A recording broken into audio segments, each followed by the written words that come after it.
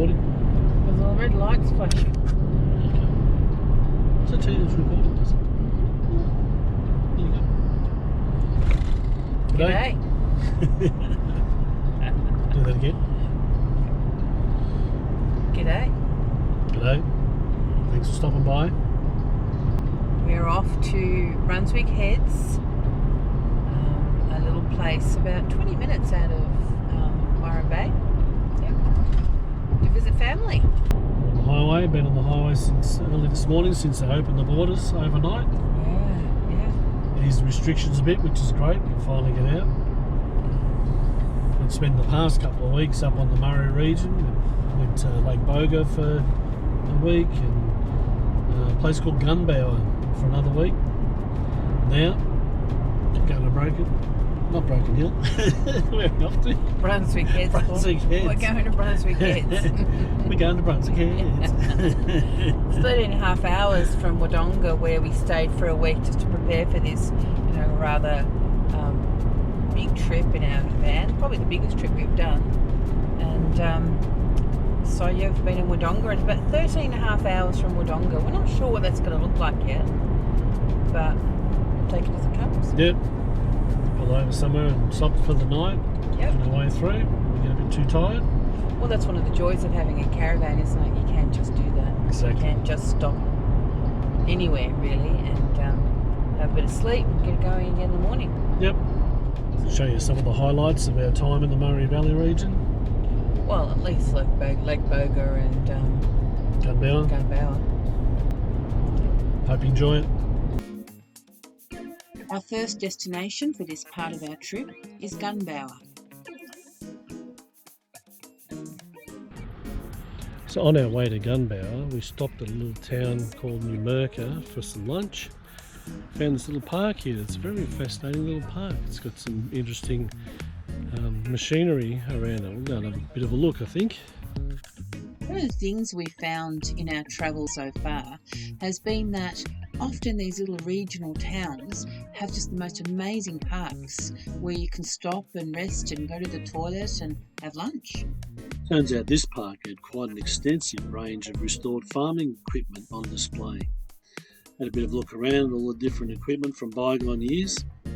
There's also this old steam train locomotive. You'd get on board, kids would have a ball jumping around this, I would imagine. I did.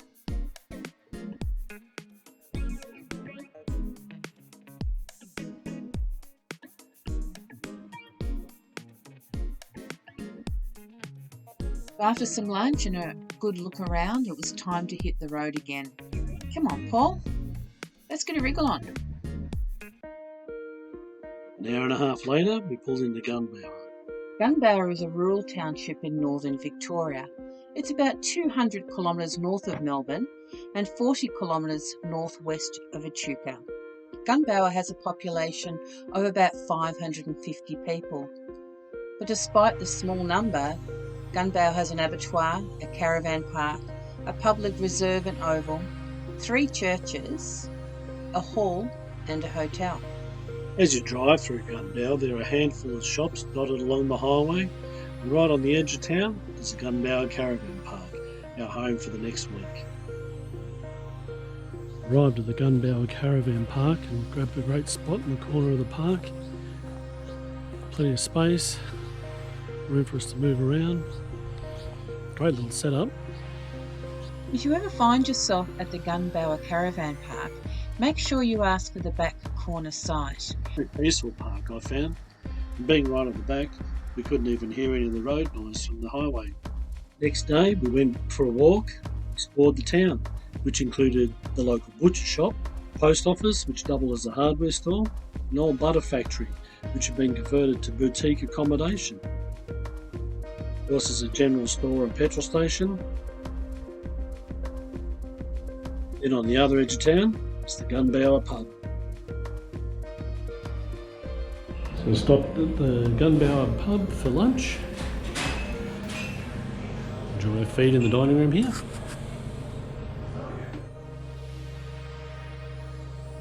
So Wendy's found us another walk to go on at Cow Swamp in Gunbower. K-O-W, not C-O-W. don't expect to see any cows like that. Is that what you're saying? Well, I hope not. But apparently we're going to see a lot of birds and all different bird life. It's renowned apparently for its bird life internationally. So, cow swamp, here we come.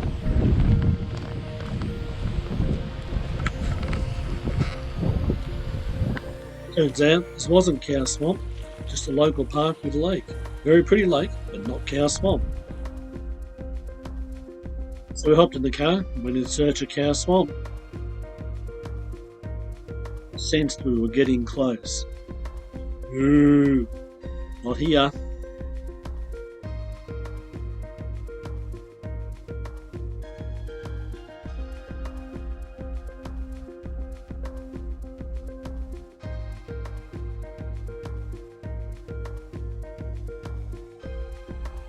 We eventually found Cow Swamp, and while it was a pleasant drive to get there, I couldn't find any walks to go on after all that.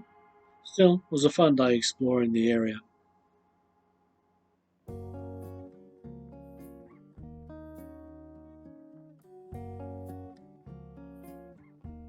Here's Paul. Fixing the bikes. They've been a bit neglected actually. So it's going to work on them today.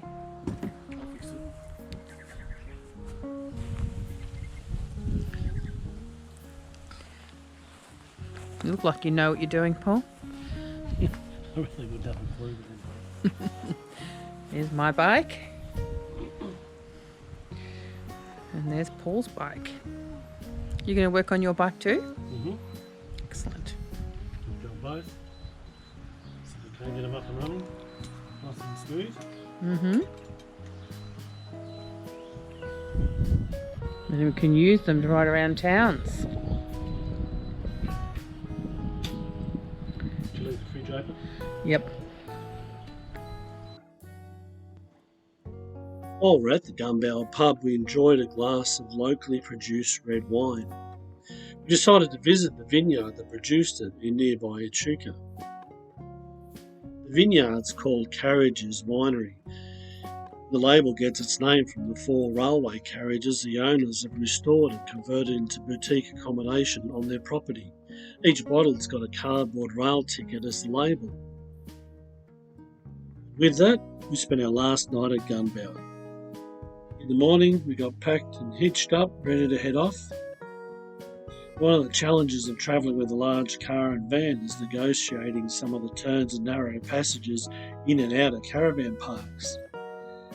But working together, we've been able to get through some pretty tight spots, similar to this one.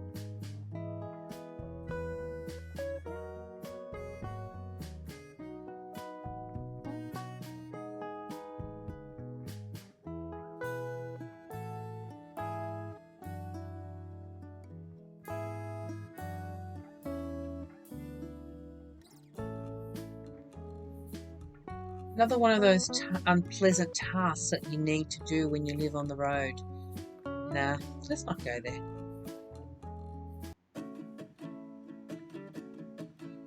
Before we knew it, we were back on the road and headed to Lake Boga, our next destination. Lake Boga is about 17 kilometres south of the regional centre of Swan Hill and about 325 kilometres northwest of Melbourne.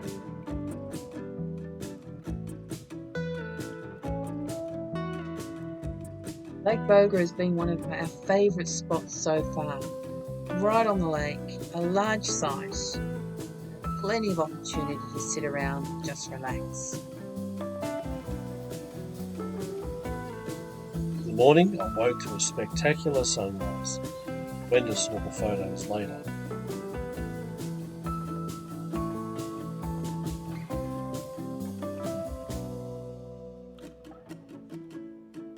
Once again, Wenda found us a walk around part of the lake. Some of these lakeside houses look pretty spectacular.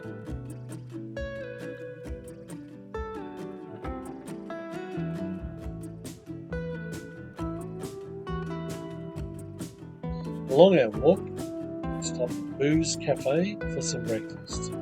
A rather pleasant cafe, right on the waterfront with lake views. What's for brekkie, Win? Well, I'm going to have eggs Benedict with sauté spinach. What are you having, Paul? I'm going to have that. The Boga, brekkie burger. Yep. Australia-wide, young men eagerly joined the armed forces, and the local lads were no exception. Yet for those remaining in Lake Boga and Swan Hill, the war... Right next to the cafe was the Lake Boga Flying Boat Museum, home of the historic Catalina flying boat and site of a secret RAAF repair depot during World War II.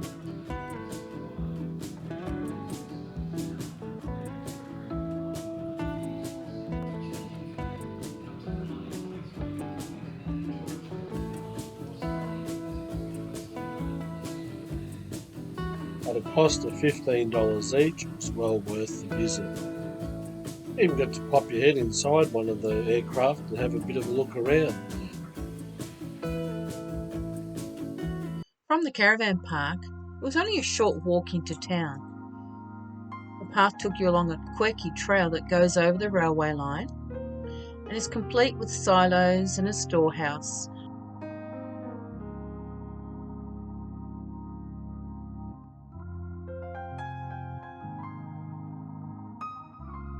A well-maintained garden path, a small maze dotted with eccentric collection of watercraft and furniture.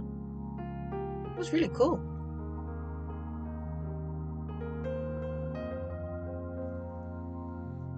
And while at Lake Boga, we visited the local pub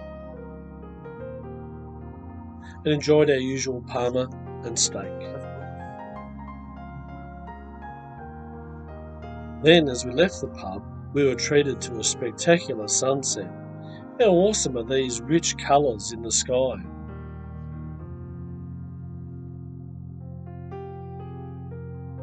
One of the challenges Wendy and I have faced since being on the road is phone reception. We found a product called Ocelfi. It's a signal booster. And a place in Swan Hill that was going to do it, Sid Wilson's Electrics. They could get us good at prices anywhere else on the product and they would install it.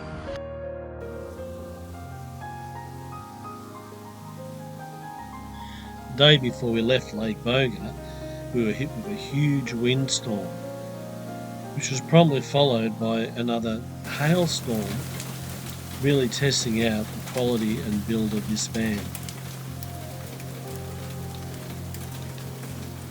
Next day, we packed up and headed across to Wodonga, where we would cross the border finally into New South Wales.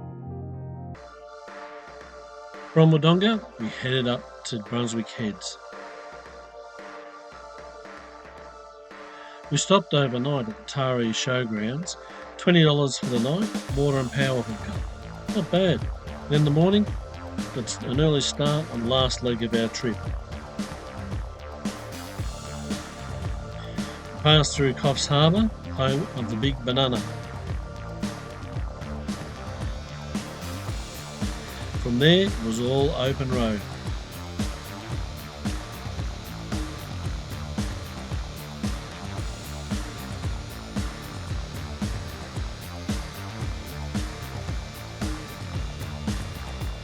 Until we finally spotted the Brunswick Head sign, 3 kilometres.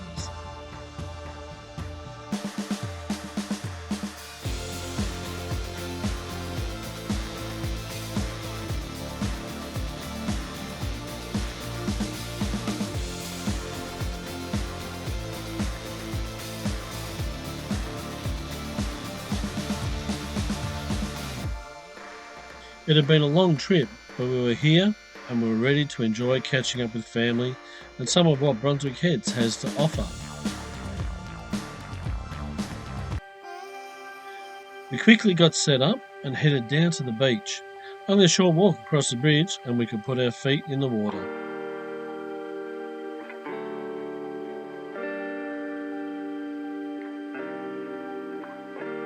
Thought we'd try our hand at kayaking, and after a short learning curve, we nailed it.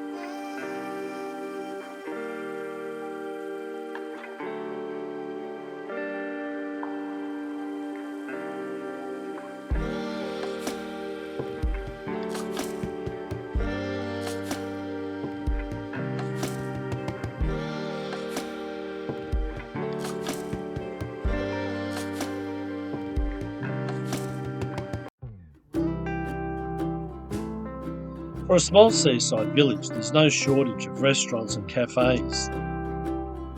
We visited the Pasta Place, the Brunswick Heads Hotel, the Happy Dolphin, which has the best pancakes, comes with fairy floss,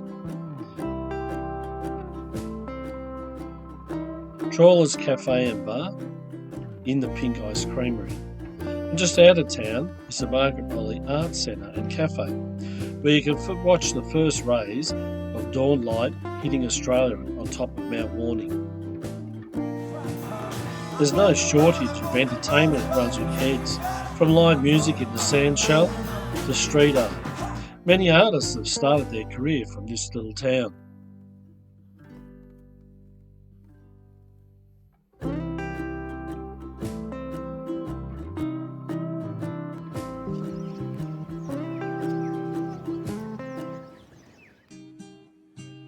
Another attraction that kept us entertained was the wildlife, like these pelicans, stingrays, and these lizards that are just everywhere at Brunswick Heads. We also spotted turtles and dolphins. Toward the end of our time in Brunswick Heads, the weather turned and provided another landscape for us to experience. We said our goodbyes and headed south in search of drier weather. Hope you can join us next time as we head to Yarrawonga and the Murrumbidgee region of New South Wales.